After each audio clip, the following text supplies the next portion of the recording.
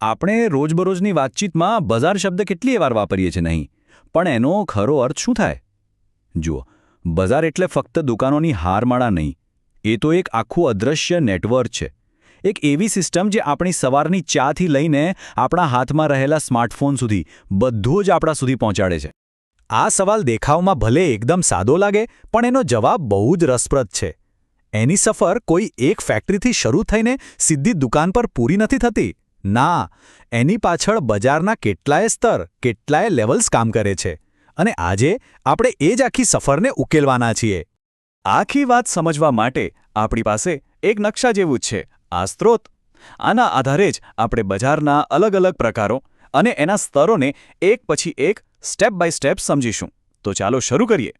સારું, તો બજારને સમજવાની સૌથી સરળ રીત કઈ? એના સ્થાનથી, એટલે કે એ ક્યાં આવેલું છે અને કેટલા વિસ્તારમાં ફેલાયેલું છે. ચાલો સૌથી નાના અને આપણા સૌથી નજીકના બજારથી જ શરૂઆત કરીએ. તો સૌથી પહેલાં આવે છે સ્થાનિક બજાર. આ એવું બજાર છે જ્યાં વસ્તુઓ બને પણ ત્યાં જ અને વેચાય પણ એ જ વિસ્તારમાં. એમ સમજો કે એક જ ગામ કે શહેરમાં. આનું એકદમ સીધું સાદું ઉદાહરણ લઈએ. ગામનો કોઈ કુંભાર માટીના વાસણો બનાવે અને ગામના જ બજારમાં વેચે. અહીં ઉત્પાદક અને ગ્રાહક બંને એક જ જગ્યાના, અને જરૂરિયાતો પણ તાત્કાલિક અને સ્થાનિક જ હોય છે. આ બજારનો સૌથી પાયાનો પ્રકાર છે. હવે આપણે આ વર્તુળને થોડું મોટું કરીએ. જ્યારે કોઈ વસ્તુનું વેચાણ, ખરીદી એક શહેર પૂરતું સીમિત ન રહેતા આખા જિલ્લા કે પછી આખા રાજ્યમાં ફેલાય, ત્યારે એ બની જાય છે પ્રાદેશિક બજાર. આનું શ્રેષ્ઠ ઉદાહરણ છે એવી વસ્તુઓ જે કોઈ ચોક્કસ પ્રદેશની ઓળખ બની ગઈ હોય, જેમ કે પાટણના પટોળા કે પછી કચ્છની બંદી. આ વસ્તુઓ બને છે તો એક જ જગ્યાએ, પણ એને ખરીદનારા આખા રાજ્યમાં, આખા પ્રદેશમાં હોય છે. અને હવે એનાથી પણ એક સ્ટેપ આગળ, રાષ્ટ્રીય બજાર. અહીં વસ્તુઓની માંગ કોઈ એક શહેર કે રાજ્ય પૂરતી નથી રહેતી. એની માંગ આખા દેશમાં હોય છે.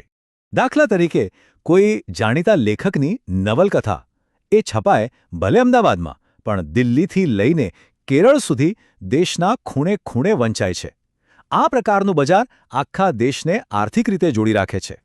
અને છેલ્લે આવે છે સૌથી મોટું વર્તુળ, આંતરરાષ્ટ્રીય બજાર. જ્યારે વેપાર દેશની સરહદોને ઓળંગી જાય, ત્યારે આયાત અને નિકાસનો ખેલ શરૂ થાય છે. અને પેલો શરૂઆતનો સવાલ યાદ છે? ફોન આપણા સુધી કેવી રીતે પહોંચ્યો? બસ આ જ એનો જવાબ છે. એનું ડિઝાઇનિંગ કદાચ અમેરિકામાં થયું હોય, એના પાર્ટ્સ ચીનમાં બન્યા હોય, એસેમ્બલી વિયેતનામમાં થઈ હોય, અને વેચાણ આખી દુનિયામાં. આ છે ગ્લોબલ માર્કેટની તાકાત. તો અત્યાર સુધી આપણે સ્થાનના આધારે બજારના પ્રકારો જોયા, પણ બજારને સમજવાની બીજી પણ એક મહત્વની રીત છે, વેચાતા માલના જથ્થાના આધારે. મતલબ કે કેટલું વેચાય છે. આના આધારે બજારના બીજા બે મુખ્ય પ્રકાર પડે છે. પહેલું છે જથ્થાબંધ બજાર. આને આપણે પડદા પાછળનું બજાર કહી શકીએ. અહીં ઉત્પાદકો કે મોટા વેપારીઓ પાસેથી નાના દુકાનદારો ટ્રક ભરીને, એટલે કે બલ્કમાં માલ ખરીદે છે. સામાન્ય રીતે આપણા જેવા ગ્રાહકો અહીં સીધી ખરીદી કરવા જતા નથી. અને બીજું છે છૂટક બજાર, જે આપણા બધાનું રોજનું બજાર છે. સોસાયટીના નાકે આવેલી કિરાણાની દુકાન હોય કે પછી મોલમાં આવેલો મોટો સ્ટોર. અહીં આપણે આપણી જરૂરિયાત મુજબ એક બે વસ્તુઓ ખરીદીએ છીએ. આ બંને બજાર વચ્ચેનો તફાવત અને સંબંધ વધુ સ્પષ્ટ રીતે સમજવા માટે ચાલો એમની એક સીધી સરખામણી જ કરી લઈએ. અહીં જુઓ, જથ્થાબંધ બજારમાં ક્વોન્ટિટી કેટલી મોટી હોય છે, જ્યારે છૂટકમાં સાવ નાની. જથ્થાબંધમાં ખરીદનાર કોણ? દુકાનદાર. જ્યારે છૂટકમાં આપણા જેવા ગ્રાહકો. અને આ જ કારણે કિંમતમાં પણ ફરક પડે છે. જથ્થાબંધમાં ભાવ ઓછો હોય છે, પણ એ જ વસ્તુ જ્યારે છૂટક દુકાનમાં આવે ત્યારે એમાં દુકાનદારનો નફો અને બીજા ખર્ચ ઉમેરાય છે, એટલે એ આપણને થોડી મોંઘી મળે છે.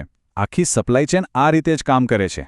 અત્યાર સુધી આપણે જે પણ વાત કરી એ કદાચ થોડી થિયોરેટિકલ લાગી શકે, પણ હકીકત એ છે કે આ બધા જ બજારો આપણી રોજિંદી જિંદગીનો એક ભાગ છે. ચાલો જોઈએ કેવી રીતે. જો ઘર પાસેની બેકરીમાંથી ખરીદેલો પાવ એ સ્થાનિક બજારનું ઉદાહરણ છે. કોઈ બીજા રાજ્યોનો પ્રખ્યાત સોસ ઓનલાઈન મંગાવીએ તો આપણે પ્રાદેશિક બજારનો ભાગ બની ગયા. અને પેલો સ્માર્ટફોન, એ તો આંતરરાષ્ટ્રીય બજારનું ઉત્તમ ઉદાહરણ છે જ. એ જ રીતે જ્યારે કોઈ દુકાનદાર પોતાની દુકાન માટે માલ ખરીદે, એ જથ્થાબંધ વ્યવહાર છે. અને જ્યારે આપણે એ જ દુકાનમાંથી દૂધની એક થેલી લઈએ, એ છૂટક વ્યવહાર છે. જોયું? બધું આપણી આસપાસ જ ચાલી રહ્યું છે. પણ અહીં એક બહુ જ રસપ્રદ સવાલ ઊભો થાય છે.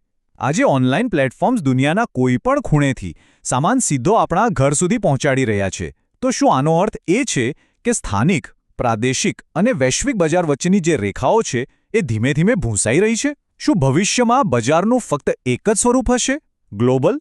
આ સવાલ સાથે આજના આ વિશ્લેષણને અહીં વિરામ આપીએ છીએ. વિચારવા જેવો પ્રશ્ન છે, ખરું ને?